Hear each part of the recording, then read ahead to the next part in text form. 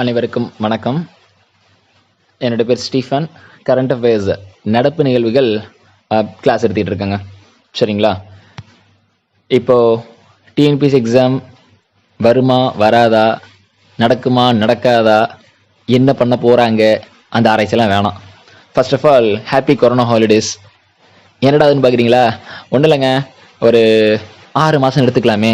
ஒரு 6 மாதம் இல்லை அட்லீஸ்ட் ஒரு 3 மாதம் ஆச்சும் படிக்க டைம் கிடச்சிருக்கு. அதுக்கு நான் கொரோனாக்கு தேங்க்ஸ் பண்ணி ஆகணும். சரிங்களா? அண்ட் எக்ஸாமினேஷனை பொறுத்த வரைக்கும் வருது விலங்கிறது நம்ம பிரச்சனையே கிடையாது. வைக்கலைங்கிறது அவங்க பிரச்சனை. என்ன நடந்தாலும் எக்ஸாம் நம்ம எழுத போகிறோம் அப்படிங்கிறது தான் கட்டாயம். ஓகேங்களா? அண்ட் இந்த சுச்சுவேஷனில் வந்து ஜாலியாக படிக்கலாம். ஓகேங்களா? ஜோலியாக தான் படிக்கப்படாது. அண்ட் டிஎன்பிசியை பொறுத்த வரைக்கும் ப்ளீஸ் தயவுசெய்து ஸ்கூல் புக் மட்டும் படிங்க.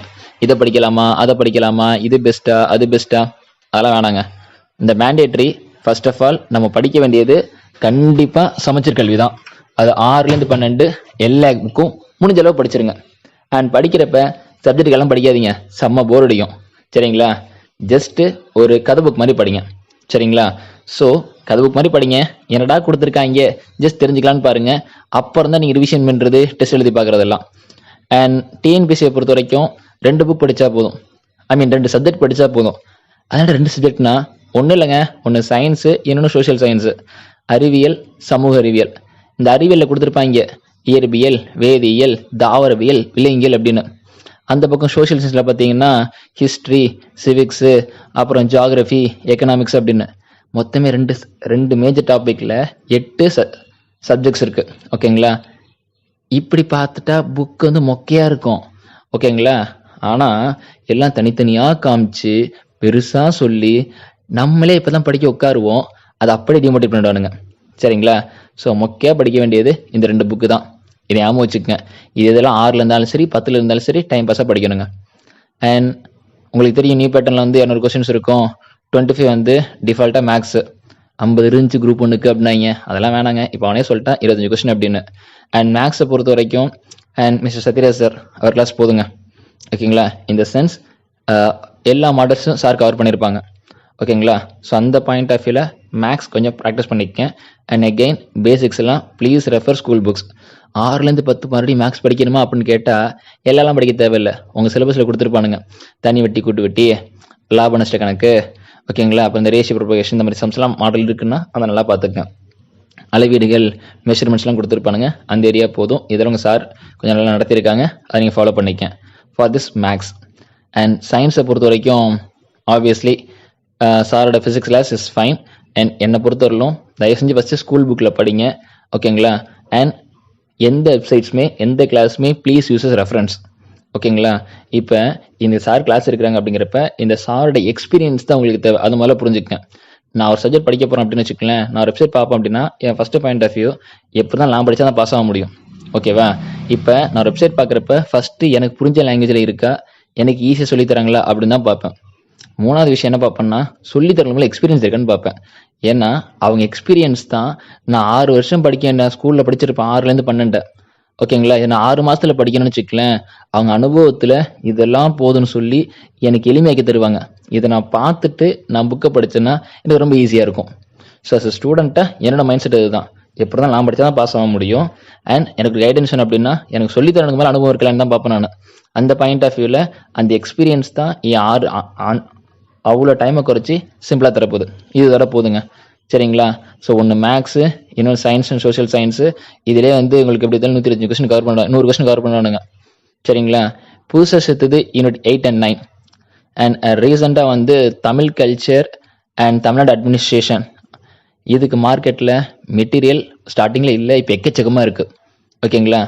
என்னோட பர்சனல் ஒப்பீனியன் எடுத்துக்கிறதுக்கு அது உங்கள் விருப்பம்.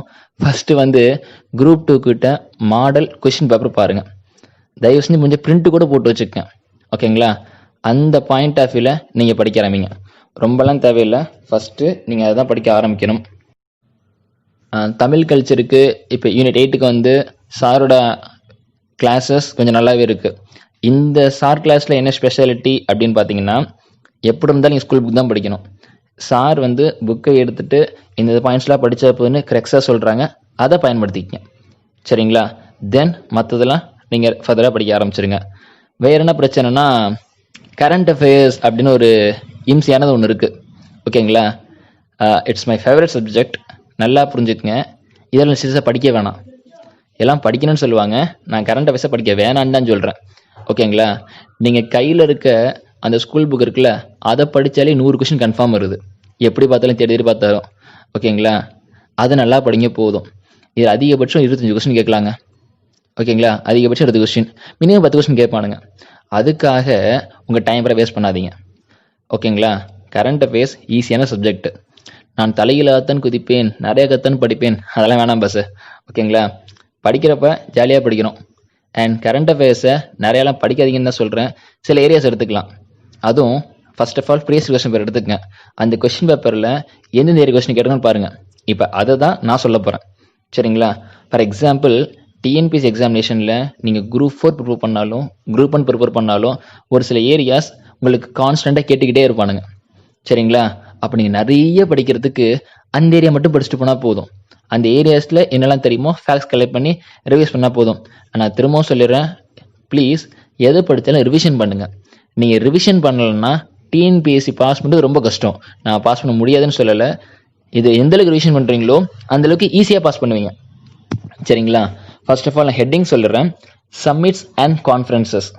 ஓகேங்களா? ஃபார் தமிழ் மீடியம், மாநாடுகளும் சந்திப்புகளும். ரெண்டாவது, அப்பாயின்மெண்ட்ஸ் ஆஃப் பர்சனாலிட்டிஸ், நியமனங்களும் மற்றும் நபர்களும். மூணாவது, அவார்ட்ஸ், விருதுகள்.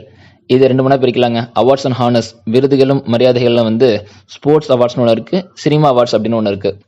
ஃபோர்த் வந்து டேஸ், நாட்கள். அஞ்சாவது வந்து ஸ்கீம்ஸ் அண்ட் ஆக்ட்ஸ், சட்டங்களும் திட்டங்களும். ஆறாவது வந்து apps and portals, mobile application. ஓகேங்களா? ஆப்ஸ் அண்ட் போர்ட்டல்ஸ்னு ஒன்று இருக்குது. தென் சயின்ஸ் அண்ட் டெக்னாலஜி, அறிவியல் தொழில்நுட்பம். அதுக்கப்புறம் வந்து ஃபெஸ்டிவல்ஸ், விழாக்கள். அடுத்து வந்து அப்ரிவேஷன்ஸ், ஷார்ட் ஃபார்ம் கொடுத்துட்டு கேட்பாங்க. இப்போ நித்தினா என்ன, டபிள்யூஷன் என்ன, அந்த மாதிரி கேட்பாங்க. Books and authors. சரிங்களா? ஸோ இது மட்டும் படித்தா போதும் சொல்லலை, நல்லா புரிஞ்சுக்கங்க. கரண்ட் அஃபேர்ஸ் படிக்க தேவையில்லை. நீங்கள் எல்லாம் படிச்சிட்டிங்க அப்படின்னா, இல்லை கொஞ்சம் இம்பார்ட்டன்ஸ் கொடுக்கணும் அப்படின்னு ஃபீல் பண்ணிங்கன்னா இந்த ஏரியாஸ்க்குனாச்சும் இம்பார்ட்டன்ஸ் கொடுத்துட்டு போங்கன்னு தான் சொல்கிறேன். ஓகேங்களா? ஸோ நிறைய படிக்காமல் கம்மியாக படிங்க. அண்ட் இந்த ஏரியாஸ் கொஞ்சம் படிச்சுட்டு போனாலே போதும். ஏன்னா என்ன படித்தாலும் வரும் வராதெல்லாம் யோசிக்கவே கூடாது. வந்தா நமக்கு, இல்லை சாமிக்கு அப்படின்னு விட்டுற வேண்டியதாங்க. ஒரே நல்ல விஷயம், நெகட்டிவ் மார்க் கிடையாது. அதனால் ஜாலியாக விளாடலாம். எக்ஸாம்பிள் பிடிச்சாலும் ஷேர் பண்ணி விளாடலாம். கரண்ட் பேசிக் ஒன்று புரிஞ்சுக்கங்க. Let's take the example history. 6ஆம் கிளாஸ்லேருந்து படிச்சுக்கிட்டு இருப்போம், இன்னும் தான் படிச்சுக்கிட்டு இருப்போம். பாலிட்டின் படிப்பாங்க. நான் சப்ஜெக்ட் தப்பாக சொல்லலை, நான் என்னை பற்றி தான் பேசிக்கிட்டு இருக்கேன். சரிங்களா? ஸோ பாலிட்டின் எடுப்போம், அது ரொம்ப ஈஸியாக இன்ட்ரெஸ்டிங்காக இருக்கும். பட் கரெக்டாக ஏது கேள்விப்பானே தெரியாது. அப்போ நீங்கள் சைல்டுஹுட்லேருந்து 21 வயசாகி இப்போ வரலும் நீங்கள் படிச்சுக்கிட்டு இருக்கீங்க. இதுவே உங்களுக்கு மறக்குதுன்னு வச்சுக்கோங்களேன். கரண்ட் அஃபேர்ஸுங்கிற சப்ஜெக்டை இப்போ தான் ஸ்டார்ட் பண்ணியிருப்போம். ஓகேங்களா? அது எடுத்தோன்னே புரியணும் அப்படிங்கிறதெல்லாம் பேராசை. ஓகேங்களா? ஒரு நல்ல விஷயம் என்ன கரண்ட் அஃபேர்ஸ்னால், நீங்கள் ஒரு வாட்டி கண்டென்ட்டை பார்த்துட்டு, ஒரு வாட்டி எழுதி பார்த்து, ஒரு வாட்டி ரிவைஸ் பண்ணால் போதும். ஓகேங்களா? ஃபஸ்ட்டு ஒரு நியூஸை தெரிஞ்சுக்கணும், சும்மா கிறுக்கி பார்க்கணும், அதை ரிவைஸ் பண்ணணும். ரிவைஸ் பண்ண கஷ்டமாக இருக்க டெஸ்ட் எழுதி பார்த்துருங்க. ஓகேங்களா? ஸோ ஷார்ட் ஸ்பேனில் ஈஸியாக இன்ட்ரெஸ்டாக கற்றுக்கிற ஏரியாஸ் அப்படிங்கிறது இந்த சப்ஜெக்ட். ஓகேங்களா? அண்ட் கொஸ்டின்ஸ் அதிகபட்சம் 25 கொஸ்டின்ஸ் தான் என்னோட ஒப்பீனியன். நான் பார்த்த ப்ரீவியஸ் கொஸ்டின் பேப்பர் தான். நான் ரெஃபர் பண்ண எல்லாமே டிஎன்பிஎஸ்சி அஃபீஷியல் வெப்சைட்டில் ப்ரீவியஸ் கொஸ்டின் பேப்பர்ஸ் அப்படின்னு ரைட் ஹேண்ட் சைடில் கொடுத்துருப்பாங்க. அதை பார்த்தா நான் சொல்லிக்கிட்டு இருக்கேன். ஓகேங்களா? ஸோ அந்த அனாலிசிஸ் தான் சொல்கிறேன். இது உங்களுக்கு பிடிச்சிருந்தா மட்டும் ஃபாலோ பண்ணுங்கள். இந்த அட்வைஸ் பண்ணுறதெல்லாம் நமக்கு செட் ஆகாது. பேசிக்கலி இந்த ஏரியாஸ் ஓகே, கொஸ்டின் செக் பண்ணி பாருங்கள். இந்த கொஸ்டின், இந்த ஏரியாஸில் கொஸ்டின் கேட்டுக்கலான்னு பாருங்கள். அது இருந்துச்சு அண்ட் உங்களுக்கு படிக்க ஈஸியாக இருக்குன்னு ஃபீல் பண்ணால் மட்டும் இதை நீங்கள் ஃபாலோ பண்ணிக்கங்க. சரிங்களா? அண்ட் அப்புறம் அந்த புக்ஸ் அண்ட் ஆத்தர்ஸ் கூட மிலிட்ரி எக்ஸசைஸ் அந்த ஹெட்டிங்கை சேர்த்துக்குங்க. ஓகேங்களா? அட்லீஸ்ட் மேக்ஸில் 15 ஹெட்டிங் இருக்குது. இந்த 10 ஹெட்டிங் முதல்ல பார்த்துடலாம். சரிங்களா? ஸோ என்னென்ன கொஸ்டின்ஸ் கேட்டிருக்காங்க அப்படின்னு ஹெட்டிங் மட்டும் சொல்லியிருக்கேன். இப்போ அடுத்து நான் பார்க்க போகிறோம் அப்படின்னு பார்த்தா எல்லாத்துக்கும் எக்ஸாம்பிள் சம்மிட்ஸ் அண்ட் கான்ஃபரன்சஸ் இது எடுத்துக்கலாமே. ஃபார் எக்ஸாம்பிள் என்ன கேட்போம்னு வச்சுக்கங்களேன், பிரிக்ஸ் சம்மிட் சமீபத்தில் நடந்திருக்கு அப்படின்னு நியூஸ் இருக்குன்னு வச்சுக்கோங்க. பிரிக்ஸ், BRICS, இந்த பிரிக்ஸ்னு மட்டும் கொடுத்து இது அப்ரிவேஷனில் கேட்பாங்க. நல்லடி ஹெட்டிங்கில் அப்ரிவேஷன்ஸும் கொடுத்துருக்கேன். So Brazil, Russia, India, China and south Africa, இந்த 5 நாடு தான் இருக்குது. ஓகேங்களா? இதில் எப்படி கொஸ்டின்ஸ் கேட்கலாம் அப்படின்னா, which are the following country is not belong to BRICS? பின் வருவனவற்றில் எந்த நாடானது பிரிக்ஸ் மாநாட்டில் அல்லது பிரிக்ஸ் கூட்டத்தில் இல்லை அப்படின்னு கேட்கலாம். இல்லை எது இருக்குன்னு கேட்பாங்க, 1 and 2, 2 and 3 அப்படின்னு. அப்போ நீங்கள் படிக்கிறது ஒரு 5 நாட்டோட பேர், அவ்வளோதான் படிக்கிறீங்க, எப்படி கேட்டாலும் எழுதலாம். அண்ட் நம்மளை சந்தோஷப்படுத்தாமல் டிஎன்பிசி வர மாட்டானுங்க. நம்ம நல்லா படிச்சுட்டு போவோம், அல்டிமேட்டாக அந்த 5 நாடு இருக்குல்ல அதை விட்டுருவானுங்க. அந்த 5 நாட்டோட கேபிட்டல் இருக்குல்ல அதை கொடுத்து பிரிக்ஸில் என்னெல்லாம் இருக்குன்னு கேட்பானுங்க. ஸோ நல்லா புரிஞ்சுக்கங்க, கரண்ட் அஃபேர்ஸு ரொம்ப ரொம்ப ரொம்ப கம்மியாக படித்தா போதும், நிறையெல்லாம் படிக்காதீங்க. பட் படிக்கிறதே தெளிவாக படிச்சிருங்க. பிரிக்ஸை பொறுத்த வரைக்கும் ஃபார் எக்ஸாம்பிள் இப்போ 11th சம்மிட் நடந்திருக்குன்னு வச்சுக்கோங்க. நான் எக்ஸாக்டாக அதை நடத்தல, எப்படி படிக்கிறேன்னு தாங்க சொல்கிறேன். ஓகேங்களா? 11th சம்மிட்டு எனக்கு வந்து பிரேசில் நடந்திருக்கு அப்படின்னு பார்த்தா 12th சம்மிட்டு ரஷ்யாவில் நடக்கும், 13th இந்தியாவில், 14th அந்த ஆர்டர் தான் நடத்துவானே. ஒரு நல்ல விஷயம் அதுதான், சரிங்களா? ஸோ பிரிக்ஸ் மீட்டோட யூனிக் ஃபீச்சர்னு பார்த்தாலே அவங்க வரிசையாக தான் நடத்துவாங்க. ஃபஸ்ட்டு பிரேசில் நடந்திருக்கும், அப்போ அந்த ஆர்டரில் அடுத்த 2வது ரஷ்யா, 3வது இந்தியா, 4வது சைனா, 5வது சவுத் ஆஃப்ரிக்கா. இவ்வளோ தான் பாயிண்ட்டு. இதை மட்டும் புரிஞ்சுக்க, மனப்படம் பண்ணாதீங்க. நான் நல்லா படிச்சுட்டு போவேன், 11th பிரிக்ஸ் சம்மிட்டு இந்த வருஷத்தில் இங்கே நடந்துச்சுன்னு பார்த்துட்டு போவேன். அவன் அல்டிமேட்டாக 8th பிரிக்ஸ் சம்மிட் எங்கே நடந்துச்சு அப்படின்னு கேட்பான். சரியா? நம்ம படித்த விஷயந்தான், ஆனால் நம்மளே பயப்பட வச்சுருவாங்க, கன்ஃபியூஸ் பண்ணி விட்டுருவாங்க. எக்ஸாமினேஷன் ஹாலில் ஸ்டூடெண்ட்டோட கான்ஃபிடென்ஸை உடச்சிட்டாலே போதும், அவனை கூட்டத்திலேருந்து வெளில தள்ளிடுறான். இவ்வளோ தான் பண்ணுறாங்க எந்த காம்படிட்டிவ் எக்ஸாமினேஷனும், சரிங்களா? ஸோ சம்மிட்ஸ் பொறுத்த வரைக்கும் நீங்கள் படிக்க வேண்டியது, ஒரு சம்மிட்னா என்ன பர்பஸ்க்காக, இந்தியன் சயின்ஸ் காங்கிரஸ் அப்படின்னு ஒரு சம்மிட் நடக்கும். ஓகேங்களா? இப்போ பிரிக்ஸ் சம்மிட்னு ஒன்று இருக்குது, G20 சம்மிட்னு சொல்கிறாங்க. இவங்களாம் என்ன பர்பஸ்க்குன்னு முதல்ல பார்த்தா போதுங்க. ஓகேங்களா? 2வது அப்பாயின்மெண்ட்ஸ் அப்படின்னு நான் வித் எக்ஸாம்பிளோட போக சொல்கிறேன், படிச்சிடலாம் ஃபஸ்ட்டு. அந்த அப்பாயின்மெண்ட்ஸ் அப்படிங்கிறதும் சரி, அவார்ட்ஸ் அப்படிங்கிறதும் சரி, சரிங்களா? இந்த 2 ஏரியா படிக்க வேணாங்க. இதெல்லாம் வந்து ஃபஸ்ட்டு படம் பார்க்குற மாதிரி இமேஜ் ஃபஸ்ட்டு பார்க்கணும். ஓகேங்களா? இந்தியாவோட பிரசிடென்ட் யாருன்னு கேட்பாங்க. எங்களுக்கு இதெல்லாம் தெரியாத பஸ் அப்படிங்கிற மாதிரி இருக்கும். ராம்நாத் கோவிந்த், சரி ஓகே, அவர் எத்தனாவது பிரசிடென்ட்னு கேட்பானுங்க. ஸோ எக்ஸ்ட்ரா ரேட்டிங் ஆட் பண்ணிக்கங்க, நம்பர்ஸ் அப்படின்னு. அது என்ன நம்பர்ஸ் அப்படின்னு கேட்டுக்கலாம். ஃபஸ்ட்டு ட்ரைபல் யூனிவர்சிட்டி எங்கே வரப்போகுது, ஃபஸ்ட்டு பீஸ் மானுமெண்ட் எங்கே கொண்டு வர போகிறாங்க, மகாராஷ்டிராவில் கொண்டு வருவானுங்க. ஸோ இதெல்லாம் ஃபஸ்ட்டு வருதோ அதை கேட்பானுங்க. ஸோ 14th பிரசிடென்ட், ஓகேங்களா, ராம்நாத் கோவிந்த். அப்போ 13th பிரசிடென்ட் யாருன்னு கேட்பானுங்க. ஸோ இந்தியாவில் எதெல்லாம் முக்கியமான போஸ்ட்டோ, பிரசிடென்ட், பிரைம் மினிஸ்டர், அப்புறம் finance minister, UPSC chairman, CAG comptroller auditor general of India, chief minister, governor, இந்த போஸ்ட்லாம் இந்தியாவுக்கே இல்லை ஸ்டேட்டுக்கே ஒன்று தான் இருக்கும். ஸோ இந்த முக்கியமான பொறுப்புகள்லாம் நீங்கள் படிச்சிடணும். எல்லாரையுமா படிக்கணும் அப்படின்னு பார்த்தா லாஸ்ட் 1 இயரில் எதெல்லாம் இம்பார்ட்டனோ அதை மட்டும் படிங்க. ஃபார் எக்ஸாம்பிள் நாகாலாண்டுக்கு கவர்னர் புதுசாக அப்பாயின் பண்ணியிருக்காங்க, 6 பேர் ரவி அப்படின்னு வருதுன்னு வச்சுக்கோங்களேன். அப்போ அது இம்பார்ட்டன்ட் பர்சனாலிட்டி, அவ்வளோதான். தமிழ்நாட்டுக்கு புதுசாக வந்து சீஃப் செக்ரட்டரி, தலைமைச் செயலர் அப்பாயின் பண்ணியிருக்காங்க, சண்முகம், சண்முகம் சொல்லியிருக்காங்க, அப்போ அது இம்பார்ட்டன்ட் பர்சனாலிட்டி. ஓகேங்களா? ஸோ அப்பாயின்மெண்ட்ஸ் அப்படிங்கிறதும் பர்சனாலிட்டி அப்படிங்கிறதும், சமீபத்தில் வந்து ஒருத்தர் இறந்துட்டாரு, அவர் எந்த துறையை சேர்ந்தவர் அப்படின்னு கேட்பாங்க. சமீபத்தில் இந்த ஃபீல்டில் வந்தவங்க ஸ்போர்ட்ஸில் அச்சீவ் பண்ணியிருக்காங்க, அவங்க எந்த விளையாட்டை சேர்ந்தவங்க அப்படின்னு கேட்பாங்க. இல்லைன்னா விமன் எம்பவர்மெண்ட்டுக்காக கொஸ்டின்ஸ் வரும். சுவாமிநாதன் யார், எம்எஸ் சாமிநாதன் பொண்ணு, அப்போ அவர் யார், எம்எஸ் சாமினா யாருன்னு எனக்கு தெரியும், அவர் வந்து father of Indian green revolution அப்படின்னு சொல்லி படிச்சிருப்போம்.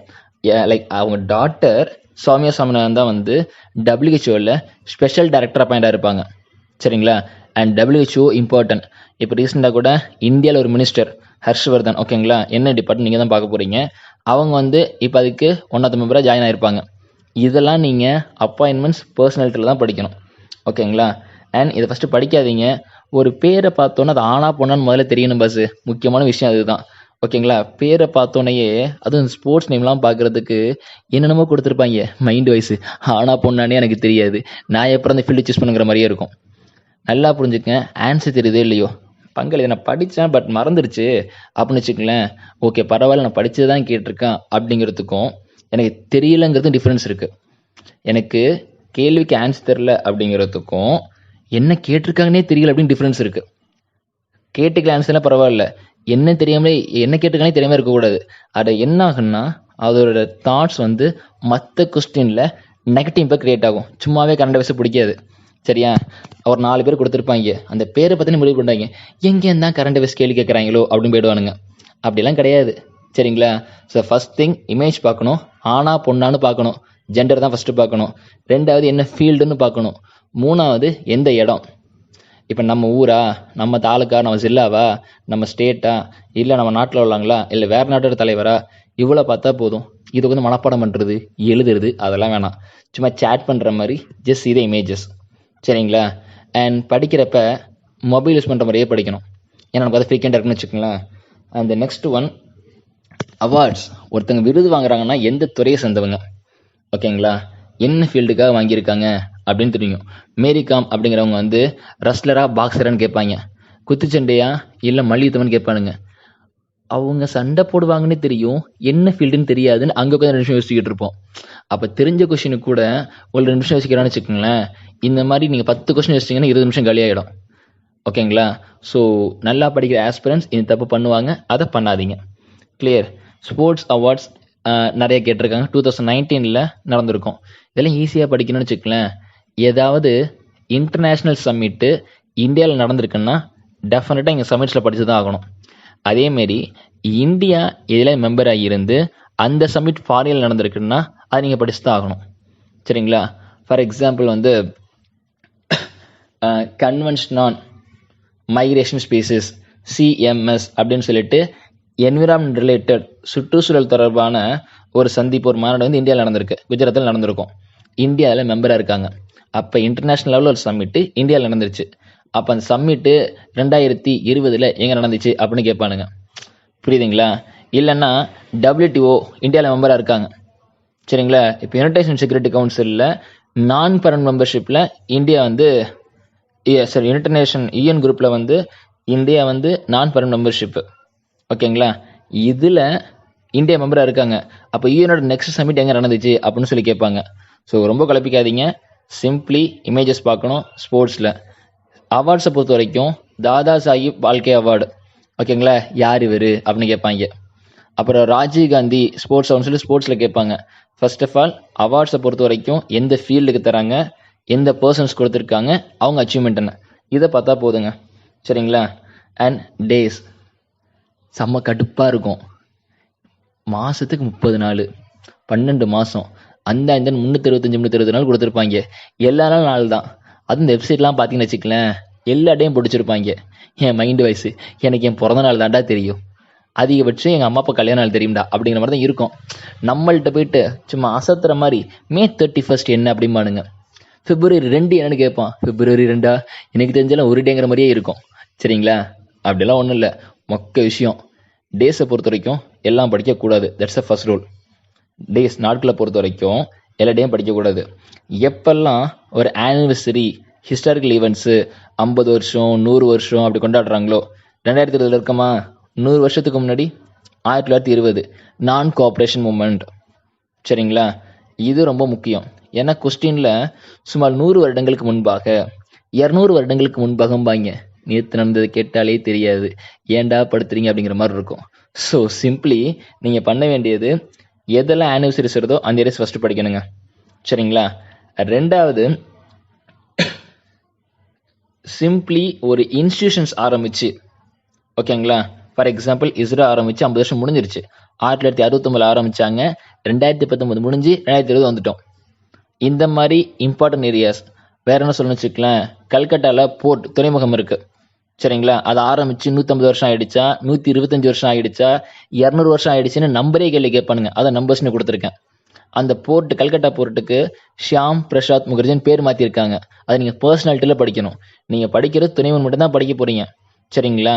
அந்த துறைமுகம் மட்டும் தனியாக படிச்சிங்கன்னா அது ஜியாகிரஃபியில் வரும். சரிங்களா? அங்கே உள்ள காடுகள்லாம் பற்றி படிச்சிங்கன்னா என்விரான்மெண்ட்டில் வரும். நீங்கள் படிக்கிறது கம்மியாக இருக்கணும், ஆனால் கோரேட் பண்ணுறது அதிகமாக இருக்கணும். ஓகேங்களா? வேற என்ன டேஸ் படிக்கணும்னு வச்சுக்கோங்களேன். ஏதாவது நேஷ்னல் இம்பார்ட்டன்ஸ் இருக்கணும். ஓகேங்களா? எல்லாருக்குமே தெரியும் January 26 லைக் குடியரசு தினம் கண்டிப்பாக எல்லாருக்கும் தெரிஞ்சிருக்கும். அவன் அல்டிமேட்டாக அந்த ஆப்ஷனில் இருக்காது. அன்னைக்கு தான் இன்டர்நேஷ்னல் கஸ்டம்ஸ் டே அப்படின்னு தெரிஞ்சிருக்கணும். ஓகேங்களா? ஸோ இந்த மாதிரி May 31 அப்படிங்கிறது நேஷ்னல் ஆன்டி டொபாக்கோ டே, புகையிலை எதிர்ப்பு தினம். சரிங்களா? அந்த தேர்ட் திங், உங்களுக்கு எப்போ எக்ஸாம் வைக்கிறானோ, ஓகேங்களா, என்ன எக்ஸாம் எனக்கு சத்தியம் எனக்கும் தெரியாது, டிஎன்பிசி அஃபீஷியலாக சொன்னால் மட்டும் நம்புங்க. அது வரைக்கும் எந்த ரூமர்ஸையும் ப்ளீஸ் நம்பாதீங்க. பட் எக்ஸாம்ஸ் கண்டிப்பாக உண்டு. என்னைக்கு எக்ஸாம் வைக்கிறானோ, இனிமேல் சண்டே தான் வைப்பாங்க, அந்த டே அதுக்கு ஒரு வாரத்துக்கு முன்னாடி, அதுக்கு ஒரு வாரத்துக்கு அப்புறம், சரிங்களா? இந்த 3 வாரத்தில் உள்ள டேஸ் நல்லா படிச்சுட்டு போங்க. February 2 எக்ஸாம் வைக்கிறான்னா அன்னைக்கு வெட்லேண்ட்ஸ் ஓகேங்களா, சதுப்பு நில தினம்னு ஒன்று இருக்குது, அதை நீங்கள் படிக்கணும். February 28 அப்படிங்கிறது நேஷனல் டெக்னாலஜி டே அப்படின்னு தெரியணும். ஜூன் 5 என்விரான்மெண்ட் டே, 21 யோகா டே, 12 லைக் சைல்டு லேபர் அபாலிஷன் டே, இந்த மாதிரி டேஸ்லாம் தெரிஞ்சு வச்சுருக்கணுங்க. அப்போ டேஸ் நிறைய படிக்க தேவையில்லை. வெப்சைட்டில் இருக்கோ இல்லை நீங்கள் பேப்பரில் வருதோ, சிம்பிளி ஒன்று மட்டும் ஞாபகம் வச்சுக்கங்க. நேஷனல் இம்பார்ட்டன்ஸ் இருக்கா, இது ஆனிவர்சரி வருதா, போதும். இந்திய சேலரி பண்ணாலே 360 நாளில் நீங்கள் அதிகபட்சம் 30லேருந்து 40 நாள் தான் படிப்பீங்க. எல்லாத்தையும் படித்து கஷ்டப்படுறதுக்கு நான் இவ்வளோ தான் படிச்சுட்டு போவேன், வந்தா எனக்கு இல்லை சாமிக்கு அப்படின்னு கூல எடுத்துட்டு போயிடலாம் அதை, சரிங்களா? அண்ட் வேற என்ன பார்க்கணும்னு பார்த்தா ஸ்கீம்ஸ் அண்ட் ஆக்டை பொறுத்த வரைக்கும் சட்டங்கள் எந்த வருஷம் வந்துச்சுன்னா ப்ரிலிம்ஸில் கேட்க முடியும். ஓகேங்களா? லைக் என்ன மாதிரி சட்டம் கேட்கலாம்னு வச்சுக்கலேன், செக்ஸுவல் ஹராஸ்மெண்ட் ஆக்ட், ஓகேங்களா, ஃபார் விமன் எந்த வருஷம் 2013 அப்படிங்கிறது முக்கியம். சைல்டு லேபர் அபாலிஷன் ஆக்ட் 1986 68 இல்லை ரெண்டுமே இல்லையா, அப்படி தான் கேட்பானுங்க. ஸோ சட்டத்தை பொறுத்த வரைக்கும் prevention of SC/ST atrocities act 1989, ஓகேங்களா? இந்த நம்பர்ஸில் ஆக்டை மட்டும் இதெல்லாம் படிக்காதீங்க, சும்மா கிறுக்கி விடுங்க. நம்ம என்ன முட்டாள்தனம் பண்ணுவோம்னா எல்லாத்தையும் மனப்பாடம் பண்ணுவோம், அதை பண்ணக்கூடாது, சரிங்களா? ஜஸ்ட் ஸ்கிரிப்ளிங் கிறுக்கி விட்டுருங்க, எங்கேயாவது யூஸ் ஆகும். அண்ட் இன்னொரு விஷயம், கரண்ட் அஃபேர்ஸை பொறுத்த வரைக்கும் ரொம்பலாம் படிக்காதீங்க, கண்ணால் பார்த்தாலே போதும், ஐ மெமரி நல்லா சப்போர்ட் பண்ணும், சரிங்களா? அண்ட் வேற என்ன பார்க்கணுன்னு பார்த்தா ஃபெஸ்டிவல்ஸ், திருவிழாக்கள் அப்படிங்கிறது, ஓகேங்களா? எதெல்லாம் பேப்பரில் வருதோ, எதெல்லாம் தமிழ்நாட்டில் கொண்டாடுற திருவிழாவோ அதை நல்லா படித்து வச்சுக்கோங்க, சரிங்களா? புக்ஸ் அண்ட் ஆத்தர்ஸ், யாராவது பெரிய ஒரு பர்சனாலிட்டிஸ் எழுதியிருப்பாங்க, அதை படிக்கணும். அண்ட் அவார்ட்ஸில் இதுவும் கவர் ஆகும், சரிங்களா? இப்போ ஒரு ஆத்தர் எழுதியிருக்காருன்னா அதுக்கு அவார்டு கொடுத்துருக்காங்களா, வியாசமன் கொடுத்துருக்காங்க, சரஸ்வதன் கொடுத்துருக்காங்கன்னு அவார்டு கொடுத்துருக்காங்கன்னா அதையும் படிக்கணும், சரிங்களா? ஸோ மற்ற நெக்ஸ்ட் கிளாஸில் பார்த்துக்கலாம். என்ன சொல்லியிருக்கோம் அப்படின்னா, எந்த சோர்ஸில் படிக்கணும், சமச்சீர் கல்வி. கரண்ட் அஃபேர்ஸ் நிறையா படிக்கணுமா, சத்தியமாக தேவையில்லை, ரொம்ப ரொம்ப கம்மியாக படித்தா போதும். இந்த ஹெட்டிங்ஸில் கொஞ்சம் படித்தா போதும் அப்படிங்கிறது தான், சரிங்களா?